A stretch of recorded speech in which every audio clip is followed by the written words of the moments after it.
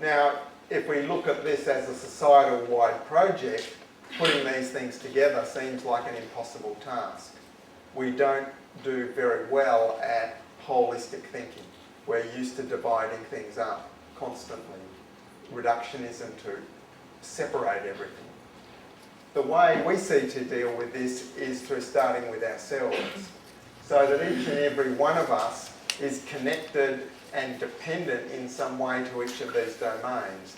So if we start to reorganise that part of our lives, then we learn to knit these things together, and that goes out through our families and our livelihoods, our communities, and contributes to a larger change. Now, before we have a quick stretch break, I'm just going to outline the focus of how all of this might apply to the suburbs. And I want to take you on in a way, a fun story of retrofitting the suburbs, and do that in a sort of a contrast to a counterflow to talking about the issues. And in thinking about that, we need to understand the history of suburbia and the obstacles to permaculture saving suburbia. We need to read the landscape and the resources. And we need to sidestep the obstacles and grasp the opportunities. And the permaculture slogan of turning the problem into the solution, I think, is very appropriate.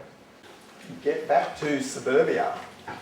So we're going to start at the beginning. And I think this presentation is very much cued to Australia, as you'll see, but I'm sure you can make the translation to New Zealand. I might have to modify it a bit when I go to Brazil, but we'll see.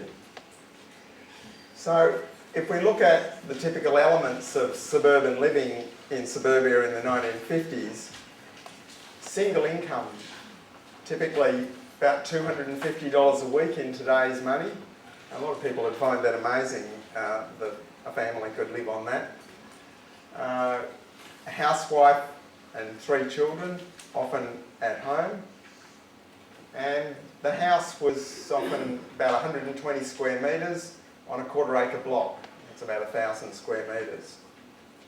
And I think people were really, you could describe them as house-proud, self-reliant and domestically frugal. They had the veggies, the fruit trees, the chooks,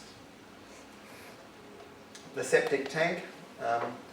People often wouldn't think of that as an element of self-reliance, but I suppose it is. And of course the lawn was the important element. The consumer icons of cleanliness, leisure and mobility.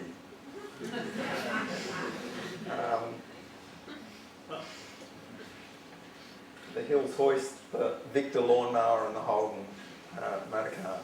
Maybe they applied in New Zealand as well.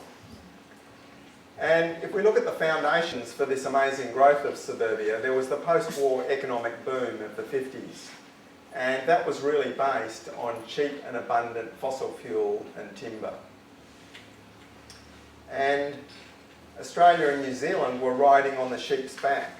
Wool in 1950 was $2.40 a kilo, and that's not in today's money. That's what it actually was, so I don't know what that would represent in today's money. Farmers were incredibly rich, and therefore Australia and New Zealand were very rich countries. And certainly in Australia there were war service homes and low interest rates.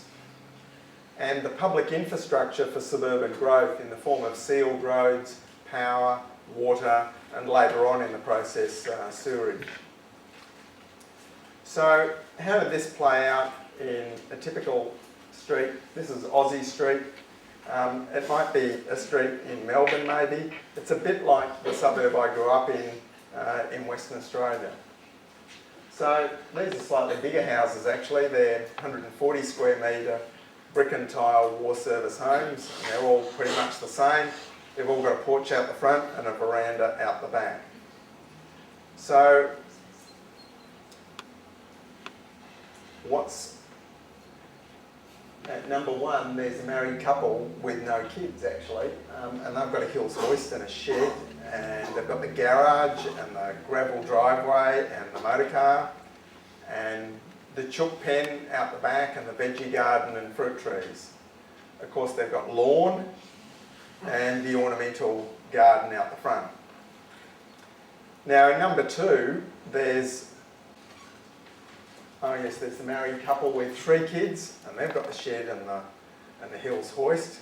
They've got a carport, the same model car, and they've got a bigger veggie garden and fruit trees. They're a little bit more modest on the lawn and the ornamental garden. Now at number 3, there's a married couple with 5 kids, and they're a little bit different. He's a mechanic and he works from home, and they've got 2 cars, which is not surprising. And they've got the Hills hoist. They're pretty minimalist on the gardening. Not much in the way of garden. At number 4, there's a married couple with 3 kids, and they actually don't have a car.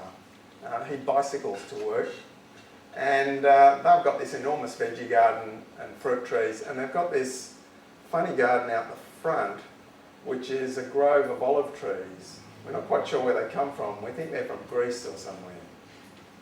Anyway, so that's Aussie Street, and in the 4 places there's 19 people. So there's quite a bit of home-based economic activity happening here, both in the form of food production and home-based livelihoods, and there's a lot of people around a lot of the time. Now it's interesting, my early awareness of environmentalism growing up in these type of suburbs, by about the age of 12 or 13, I came to regard this pattern of living as the most affluent and resource extravagant way of living that had ever been devised. A lot of commentators have since come to the same conclusion. But by the 1990s, I started to teach that maybe the suburbs of the 1950s might be a model of sustainability that we could aspire to, because we've moved so much in the wrong direction. So I want to trace how that change really got going in the 1960s and the 70s with rising affluence and additions. Okay, at number 1, in the 60s they enclosed the veranda out the back to get more space, especially for all the stuff. And the old fridge they put out on the back veranda because they had a new fridge in the house. And at number 2 they got a new car, and at number 3 they enclosed the back veranda and got a new car, and at number 4 they got a car for the first time. Now there were some other changes going on. Along the back, the council put in the sewer main, and so the septic tanks were no longer needed and you could flush it all away. It was fantastic. And the curb and channel along the street. Now in the 1970s, the council then planted native trees along what had now become called the nature strip. Seemed to actually get that name when it was just a piece of grass. I don't know why it qualified from that, but that's what it got called. Anyway, so, well, what else is happening? Well, actually, the mechanic